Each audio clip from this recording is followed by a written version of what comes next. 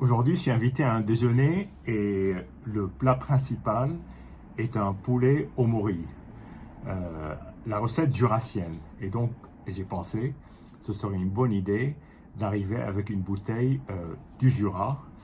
Et dans le Jura, il y a évidemment le choix de grandes maisons, mais il y a une maison particulière qui est située en plein cœur de Château-Chalon, qui a une renommée absolument internationale pour la qualité de ses vins et pour son aptitude au vieillissement en particulier, c'est la maison Macle. Et donc Laurent Macle, qui est le vigneron de la génération actuelle, euh, gère cette propriété de main de maître et nous délivre année après année des cuvées exceptionnelles.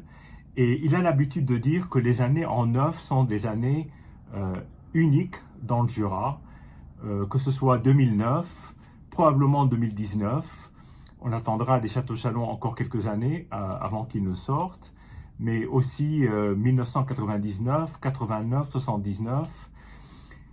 Et il remonte encore plus loin parce qu'il a quelques anciennes bouteilles, parfois sans millésime, mais il a des idées de ce que peut être le millésime. En tout cas, euh, Château Chalon est évidemment au cœur du Jura et ces cuvées de Château Chalon sont très prisées et sont absolument superbes.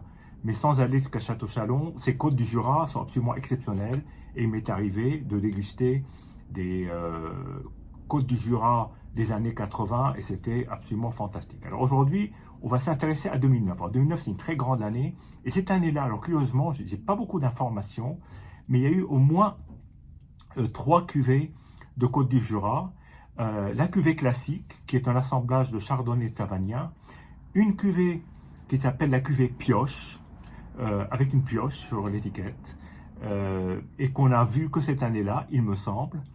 Et puis il y a une cuvée très spéciale, sur laquelle je n'ai aucune information autre que c'est un Côte du Jura 2009, dont l'étiquette a été dessinée par Christelle Macle, qui est la sœur de Laurent.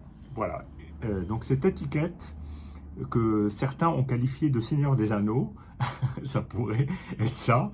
Et en tout cas, c'est une belle étiquette. Et je pense que Christelle est aussi artiste en dehors de son engagement aux côtés de Laurent dans le domaine. Bien, alors je ne sais pas grand-chose de ce vin. Il y a sûrement du savagnin, ou peut-être pas. C'est peut-être sa cuvée chardonnay, je crois pas. Et peut-être un assemblage de savagnin et de chardonnay, mais différent de la cuvée classique.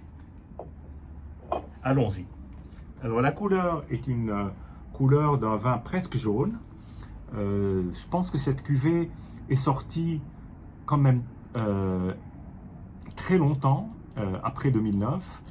Il me semble qu'elle est sortie genre 6 ou 7 ans, et c'est peut-être un vin sous voile de longue durée sans être un vin jaune, avec des nuances, des détails, ce qui peut arriver.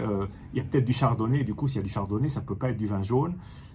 C'est tout ça que c'est le mystère qui enveloppe cette bouteille, et que peut-être quelqu'un ici va peut-être me commenter en me disant tiens, je connais et ça vient de là. Mais pour ma part, je suis dans l'ignorance et dans l'ombre de la vérité qui est derrière ce vin.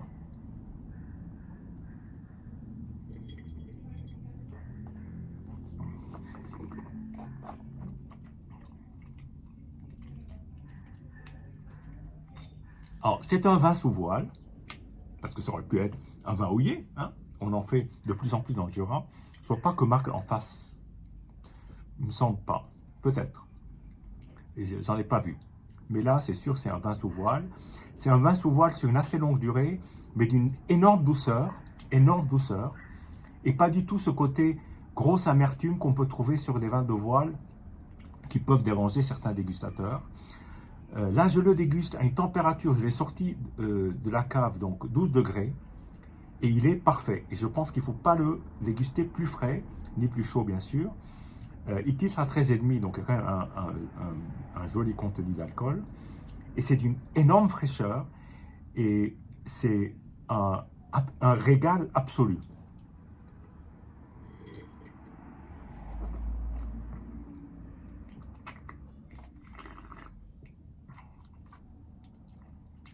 c'est étonnant tous les arômes auxquels je ne suis pas forcément habitué avec les vins du Jura, parce que là, on est très agrumes, très très agrumes. On pourrait penser à un moment donné, moi je pense qu'il y a du chardonnay, parce qu'il y a des, je peux me tromper, hein, mais il me semble qu'il y a du chardonnay, parce que je ressens, c'est peut-être d'ailleurs que du chardonnay, sous voile, pourquoi pas. Il lui est arrivé de faire des cuvées comme celle-là, d'ailleurs il continue à en faire, moi j'en ai goûté il n'y a pas longtemps, c'était superbe, mais il est surtout d'une énorme fraîcheur, c'est 2009, on est un vin qui a 14 ans, et on a la sensation de le boire pratiquement du fût ou de la cuve, tellement il est d'une précision, d'une beauté. Il y a ce côté agrume, un côté très légèrement beurré d'un chardonnay, et il y a évidemment ces fruits secs qui ressortent. Alors on les sent, mais on sent énormément le côté agrume, et il y a une superbe acidité. C'est un vin merveilleux. Je pense qu'il y en a eu très peu, parce j'en vois pas sur le marché. J'ai réussi à en avoir par un caviste qui est en Espagne, qui a des rapports très proches avec Laurent Macle, et qui de temps en temps lui fournit quelques cuvées assez rares.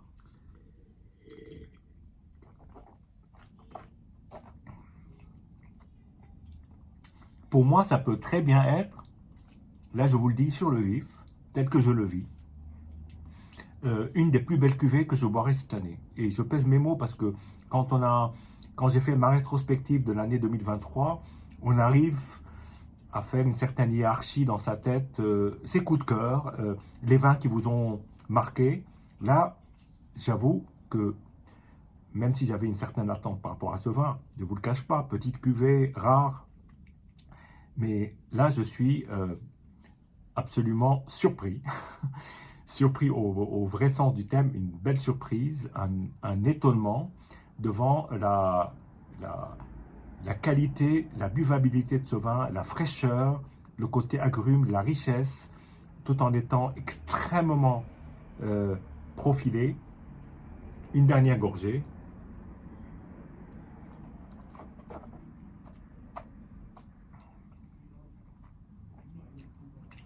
Il y a même un léger côté mentholé, presque anisé, qui est tout en haut là, et qui contribue à cette fraîcheur, cette immédiateté du vin, et ce plaisir, parce que c'est un vin où j'ai énormément de plaisir, et je pense qu'il ira parfaitement avec un poulet au vin jaune et au mori, à la jurassienne. Santé et à bientôt.